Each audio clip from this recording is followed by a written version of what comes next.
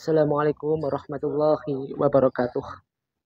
Alhamdulillah, sekarang kita berada di makam Mbah Dimya Timbaran.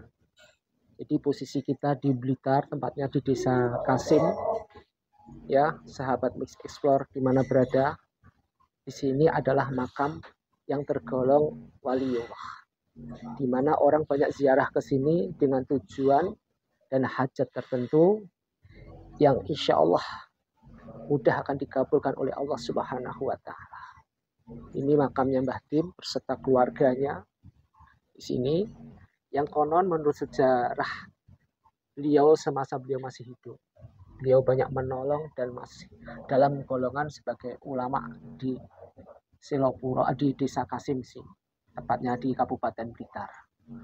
Jadi sampai sekarang makam ini masih merupakan suatu makam yang golongan dari waliullah. Makanya tidak pernah ada sepinya dan selalu dikunjungi para peziarah yang punya hajat wabil khusus ke sini.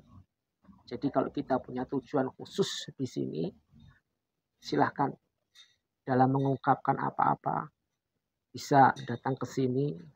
Dan banyak bagi mereka-mereka yang sampai di sini berhari-hari, bahkan sampai 40 hari, bahkan sampai dia berhasil apa yang dia hajatkan. Dia tidak pulang-pulang di sini sampai berhasil. Ketika berhasil baru dia pulang, masak di sini. Dan semuanya ada tempat-tempat sarana khusus bagi mereka-mereka yang menetap di sini. Otomatis sebelum menetap, kita semua harus izin ke kepala desa dulu untuk menetap di sini. Jadi ini merupakan suatu hajat tertentu. Sejarah yang khusus daripada makom ini, tidak ada yang khusus, tidak ada yang spesifik, juga tidak ada daripada orang-orang yang mengetahui jelas tentang sejarah di sini. Tapi konon di sana ditemukan juga makam Mataram yang di sana itu. Nanti kita ke sana, ya. Jadi di sana ditemukan makam, cuma itu kita tidak tahu ini makam siapa. Yang jelas dari siapa kita nggak tahu. Nanti kita shoot ke sana. Jadi itu aja sahabat Mix Explore di mana berada. Jadi kalau misalkan ketika kita punya hajat atau khusus sesuatu, janganlah minta kepada makam. Janganlah minta kepada sesuatu yang sudah nggak ada. Mintalah kita pada Allah Subhanahu wa Ta'ala. Bisa datang ke makam ini sebagai sarana kita mendoakan beliau, mengambil karomah daripada beliau yang ada. Kemudian kita dekat sama Allah Subhanahu wa Ta'ala. Siapa yang berdoa di tempat makam para wali, maka mudah bagi Allah untuk mengabulkan doa kita.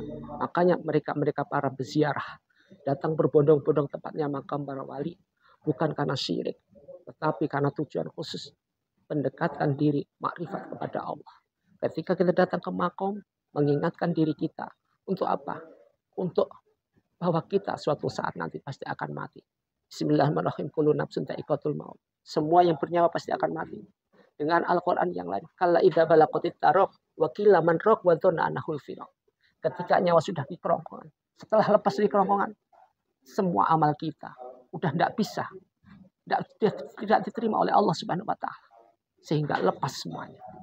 Ketika kita masuk ke alam barzah, siapa yang bisa menolong kita? Nggak ada, kecuali husnul amal kita. Anak yang kita cintai, anak yang soleh, anak yang kita sayangi, istri yang kita cintai.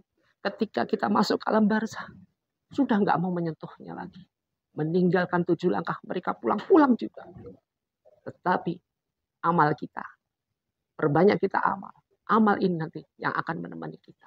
Sholat kita akan menemani kita. Sehingga bagi mereka para waliullah, kematian bukan merupakan suatu hal yang menyakitkan. Bukan suatu hal yang menakutkan. Tapi justru kematian adalah perpindahan dari alam dunia ke alam akhirat. Kematian bagi waliullah, bagi mereka yang tergolong waliullah, merupakan suatu hal kesayangan cintanya kepada Allah Subhanahu wa Ta'ala. Dari itu, ketika hamba Allah, ketika kita masih hidup, sering kita ziarah ke makam, mengingatkan kita untuk kita senantiasa ingat kepada Allah Subhanahu wa Ta'ala. Kita ambil positifnya, jangan ambil negatifnya. Kita ambil semuanya dari segi hal yang berbau positif. Jangan selalu membid'ahkan segala sesuatu. Wala taqrabu biniat. Semua tergantung daripada niat kita. Ketika niat kita wala taqrabu niat kita benar-benar karena Allah, maka semuanya akan diijabah oleh Allah. Semoga kita digolongkan sebagai hamba Allah yang husnul khotimah, dijauhkan dari segala bala malapetaka dan sahabat Miss Explore yang berada dimanapun berada. Semoga sahabat Miss Explore juga dikabulkan hajatnya, dijadikan sebagai hamba Allah yang husnul khotimah, dijauhkan dari segala kesulitan, dan kita mati dalam keadaan husnul khotimah. Amin ya rabbal alamin. Oke, sahabat Miss Explore di mana berada, jadi itu yang kita ambil positifnya, jangan ambil negatifnya. Segala sesuatu ketika datang ke ziarah, datang ambil positifnya, buang yang negatifnya. Sekali lagi saya bilang, jangan terjadi suatu salah persepsi di mana kita berada. Semoga bermanfaat. Wassalamualaikum warahmatullahi wabarakatuh.